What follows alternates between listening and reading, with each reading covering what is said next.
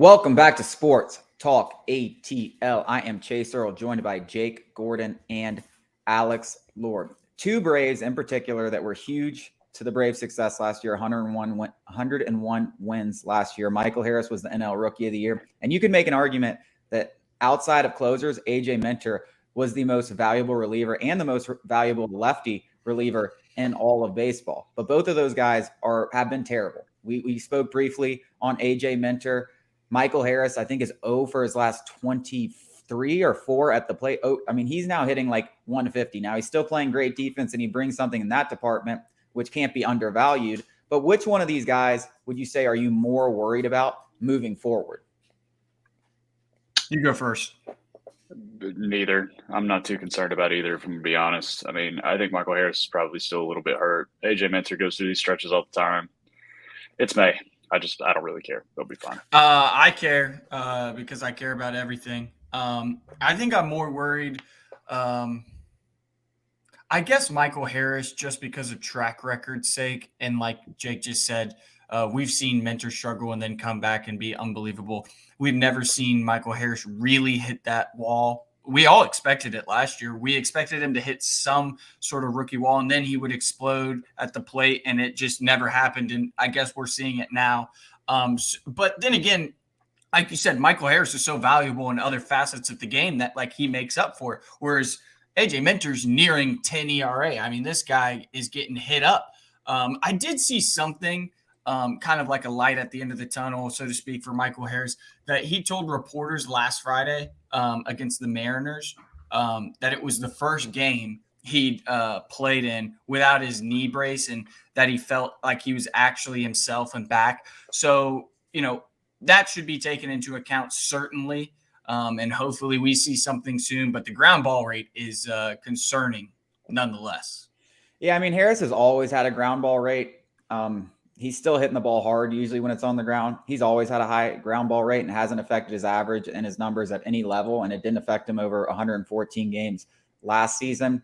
I do think his could very easily be more injury related. I mean, we talked about the back injury, which forced him to miss half the games this season, but he also had that knee injury that looked like it could be something that was season ending. He didn't really miss any time, but it looked like he definitely hyperextended it and then just went right back into the lineup. And as you mentioned, he's finally getting that off. I think it's more injury related and getting into a groove. I mean, he's been out. He's been dealing with multiple issues. So I'm not too worried about it. Will he be the superstar that he was last year?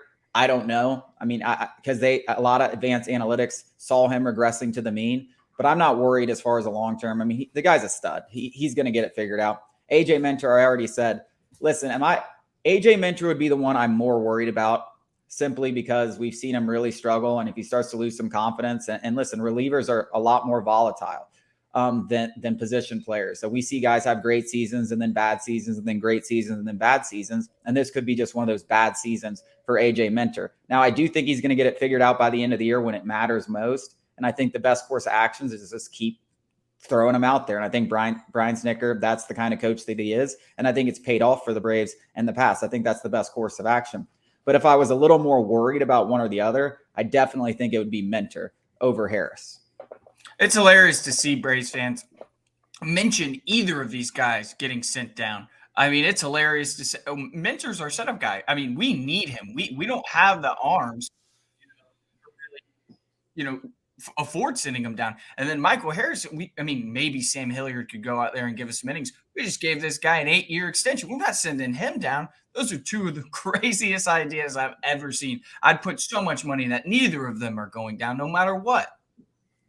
Yeah, I mean, sending these guys down to AAA is not an option. I mean, first of all, the Braves already are kind of lacking bullpen arms with injuries and stuff, and they need as many as they can, especially high quality ones. And who the hell would come and play center field? I mean, we don't even have another center fielder really on the roster. What do you want, Sam Hilliard? Listen, Sam Hilliard was a nice story for the first couple months of the season, but he really fell off, and he's striking out 40% of the time. He's not going to be a starter every day. I would rather Michael Harris go 0 for 4 for the next month and then figure it out after that, because, we just gave him an 8-year extension. Sending either of these guys down is just completely off the table. And I just hope Braves fans can calm down, understand this is how baseball works. Guys go through struggles, even the best players, especially young ones like Michael Harris. It's going to be just fine. But I do think there is a little more to worry about with Minter because of the volatility and bullpen arms. And listen, he's been a head case in the past. It's not impossible that he turns into a head case again. And if he starts walking batters and stuff like that, that's when I'll really start to maybe press the panic button. But as long as he's throwing strikes and throwing hard and the stuff looks good, eventually he's going to get some lucky breaks. I mean, he's been one of the most unlucky pitchers in baseball. Yeah, I think it goes without saying, even outside of Minter struggles, and if he regresses back to where we saw him last year, I mean, the bullpen has to be a target this trade deadline no matter what. Yeah, and that's the good thing because the bullpen is the easiest thing to get at the trade deadline. You can get a good one for pennies. I mean, we got one for Jesse Chavez and Tucker Davidson. So the Braves are going to be just fine, and they'll figure this out. Coming up after the break, we have our Jess Stop Tweeting moment of the week.